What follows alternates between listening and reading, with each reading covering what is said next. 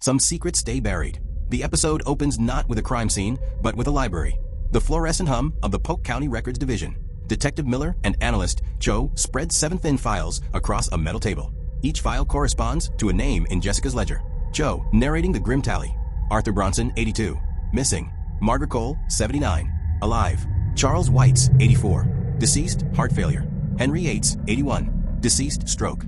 Eleanor Vance, 78. Deceased, complications from dementia. Frank Lamosse, 83. Deceased, fall resulting in brain trauma. Gloria Peterson, 80.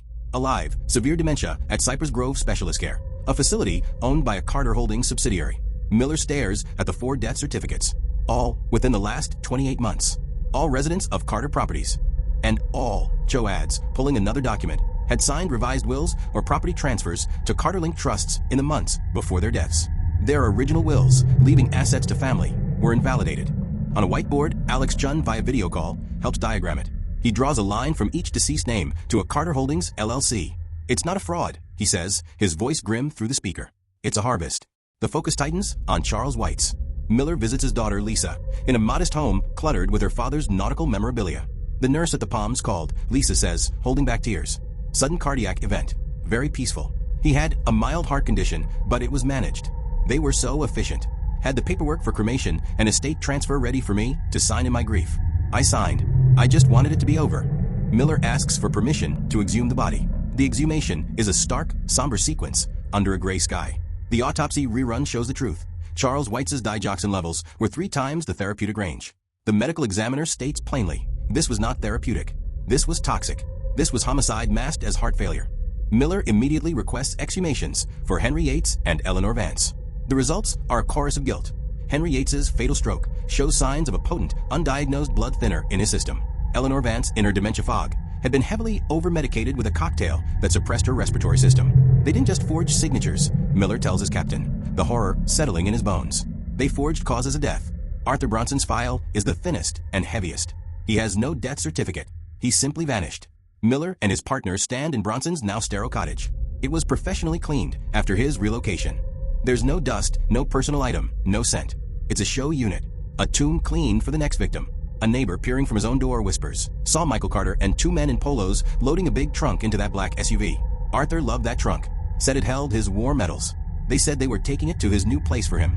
The trunk was never logged into any storage facility. Miller confronts Michael Carter in the property management office again. The space is now eerily clean, documents gone.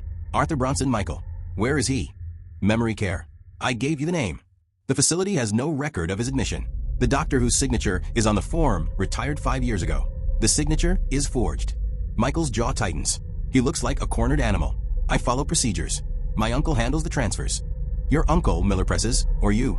The SUV is yours. The trunk was seen. Arthur Bronson is the only one who might have been able to contest the fraudulent land transfer of his own family's trust.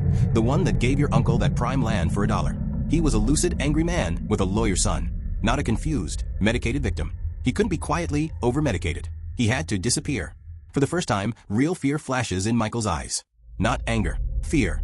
He glances almost involuntarily at a framed aerial photo on the wall, a lush grid of the Palms.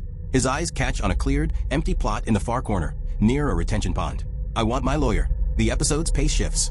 We're in the lush, overgrown land at the far edge of the Palms, near a murky retention pond. Kevin, a young man with a metal detector, is scanning the ground.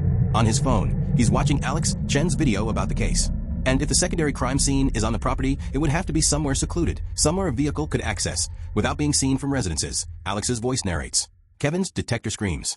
He kneels, digging with his hands in the soft, black Florida soil. His fingers close not on a coin, but on a hard, rectangular object. He pulls out a mud-caked fitness watch. He wipes the screen. It's dead. But on the corroded metal clasp, he can make out engraved initials, JR. His hands shake. He filmed the entire dig. He uploads a clip with a hashtag the vanishing hour, and tags the sheriff's office. Within the hour, the site is a circus of forensic activity. The watch is bagged. The ground is scanned. And there, inches from where the watch was buried, a forensic technician's trowel uncovers it. A broken chain with a distinctive turquoise stone pendant. Miller holds the evidence bag up to the light. The stone is cracked, caked in dirt. He doesn't need Sarah to ID it. He knows. It's the necklace from Jessica's bedside, now snapped and buried. The final act is a silent, devastating procedural. In the crime lab, a technician meticulously cleans the watch's charging contacts. They manage to get a faint charge. They download the last of its data. On Miller's computer screen, a simple, terrifying graph appears. It's a heart rate monitor readout. 5:55 a.m. A steady, walking rhythm of 98 BPM. 5:56 and 47 seconds a.m. The line spikes sharply to 142 BPM. Tachycardia. Panic. 5:57 and 10 seconds a.m. The line jitters violently between 150 and 165 BPM. Struggle. 5:58 and 1 second a.m. A sudden, precipitous drop. 5:58 and 22 seconds a.m. The line flattens to zero. Asystole. The timestamp of death. 5:58 a.m. 2 minutes before the live stream even began at the Overlook. Miller's voice is a hollow rasp on the phone to the captain. The Overlook was staged. The live stream was a diversion. She was killed here, on this empty plot, almost 3 minutes before that video started. The killer drove her car to the Overlook, started the stream to buy time, then came back here to deal with the body. He looks out the lab window toward the palms. The empty plot, the retention pond. We need divers, sonar, cadaver dogs. We're not looking for a missing person anymore. He takes a breath, the full weight of a ledger settling upon him. We're looking for a burial ground. Under the glare of powerful portable lights, the excavation of the empty plot begins. Miller stands at the edge, watching the machinery scrape away the topsoil. In the dark water of the retention pond, divers break the surface, their lights cutting through the murk. The camera holds on Miller's face, illuminated by the cold, artificial light in the warm Florida night. In his mind's eye, he sees the ledger, the 7 names, the 4 red lines, the violently scribbled-out name of Arthur Bronson. He understands now. The fraud was just the method. The money was just the incentive. The real crime was the silence. The permanent, dreadful silence, purchased one stolen heartbeat at a time.